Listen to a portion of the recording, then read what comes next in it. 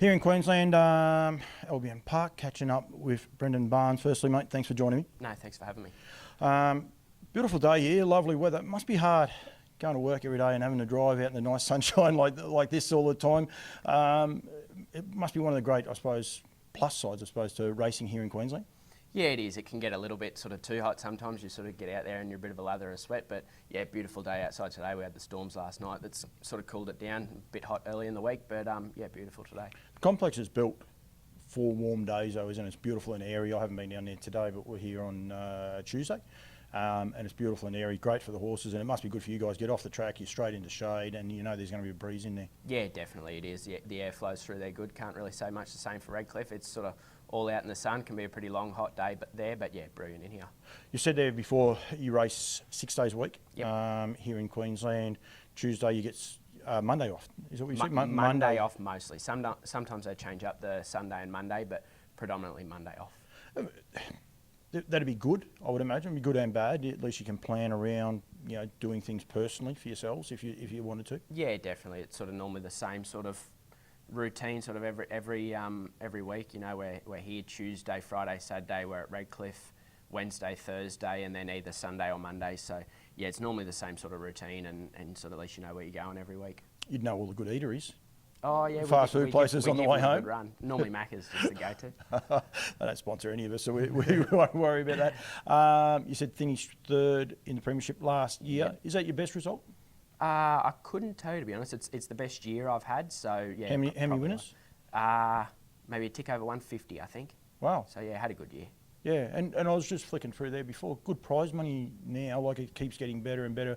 The bonuses and that, we'll probably touch on those in a sec, but just the general day-to-day racing prize money is quite good up here now. It's pretty well competitive with anywhere, really. Yeah. I think it goes probably unnoticed how good the money is that we race for. Like Tuesday's sort of $8,000. I think they might be going up. I think everywhere as of the 1st of February is going up. Sort of $8,000 today, is that right?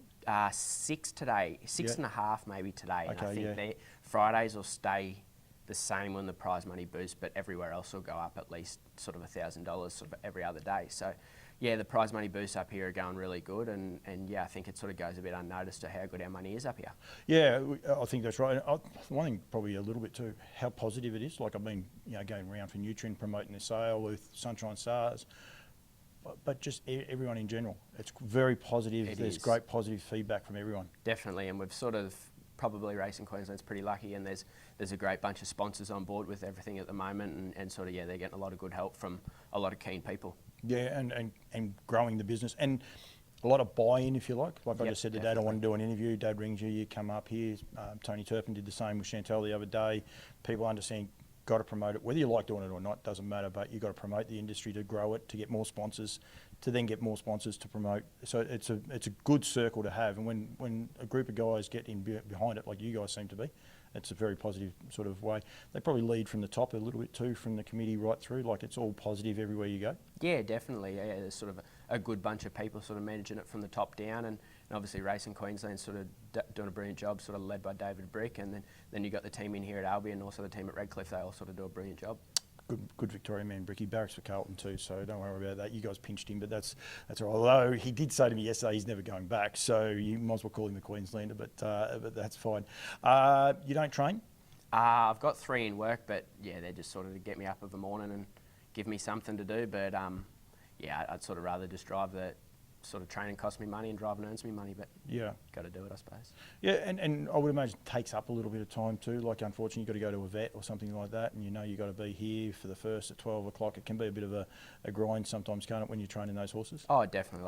Like day like today, I could have probably just slept until 10 o'clock and I did. And strolled in here and sort of just jumped on a couple, but I got one in the last race today, and so yeah, sort of get up early and go and work a couple of horses and then head here, and then yeah, sort of go home and unload and sort that out and then head home. So it sort of makes a little bit more work for myself, but gives us something to do, I suppose. Outside of harness racing, you were saying there before, group of you guys got together and played cricket. Do you do like one? How is the cricket? Like how good are you guys? Oh, we probably all peaked about 10 years ago when we were sort of early teenagers, but there's a really good modified 2020 competition they play out at Ipswich. Sort of a bunch of us play. It's 8 a side, 5 ball overs, and it's sort of just a bit bit of fun, sort of go and hack around a little bit. But we got a couple guys that are pretty handy, so we go all right. What are you, batter bowler? No, I just tell them what to do. I just cap them and just bark around the orders. Who's the number one? Who's the best on team? Matt Elkins is pretty good. He probably shouldn't be driving horses. He could probably have a career playing cricket. He was pretty handy as played Queensland schoolboys and all that, sort of a bit younger. So. Put him out of the park, Kenny? Oh yeah, we give him a hard time every day he's here driving horses, and he should be out on the cricket field. Watching the T20s last night, Exactly. he probably should. Do you do anything else personally outside of it, or like you just basically, eat and breathe harness racing? We sort of try and do a little bit. We might try and play golf every now and then on a Sunday or a Monday afternoon, or sometimes maybe even before Redcliffe on a Wednesday. We try and do a little bit where we can. It's just a matter of finding everyone when they sort of get a chance to, I suppose. Your goals, long term, like stay in Queensland? I would imagine the way things are going, that's possibly a dead set yes. But No, to be honest. I've actually had a really good job offer from the States, so I'm sort of weighing up my options if sort of that's going to be able to happen, and sort of if we give that a go. So there's a bit of an exclusive that you may be leaving? No, it's been getting around for a while, sort of been getting around for probably 4 or 5 months, so it's just, a matter of getting over there and sort of meeting them, and then just trying to sort out visas and that sort of thing. Does that excite you, going over there? Yeah, it does. It's a totally different lifestyle, and it's sort of, I suppose, what all young drivers want to do, go over and drive in America. So. Well, it's funny because I ask a lot of them, because I would think the same as you, but no, a lot of people are quite happy to stay, or a lot of the Kiwis that I ask, that they're more than happy to stay put, because it is a big thing to uproot. Downside to what what you're going to do Monday to Friday, but that's also the upside. You know what you're going to be doing. You go to America, whole different field, whole different sort of workplace, I suppose. Yeah, definitely, and it's probably a big risk. You're sort of established here, and you sort of can earn a good living, and you get the drives, and you're already up and made, and you sort of go over there, and you got to hope that things fall into place, and you can get an opportunity somewhere. But I suppose it is a risk, but home's always here, and sort of if you moved back after giving it a go over there, it might take a little bit to sort of get the drives back, but they'll come eventually. That's a great way. Don't die wondering. It's a great way. That's right. You'd obviously watch Dexter, Todd, Andy, and all those guys, but there's a lot of other people over there that are doing such a great job. Natasha Day was here. She's over there now. You must look at it from a distance and say, yeah, I've got to have a crack. Yeah, definitely. Obviously, them boys have done unbelievable things over there, and you probably wouldn't even dream of going over and doing anything near what they've done, but just to go over and experience it and sort of meet new contacts and that sort of thing, it's definitely an option anyway. Have you spoke to them? Have you reached out to those guys at all? No, I haven't at all. Yeah, might be the next thing. Catch up with them. So Dexter was in. I think he might be still in New Zealand just at the minute, but he was over there as well.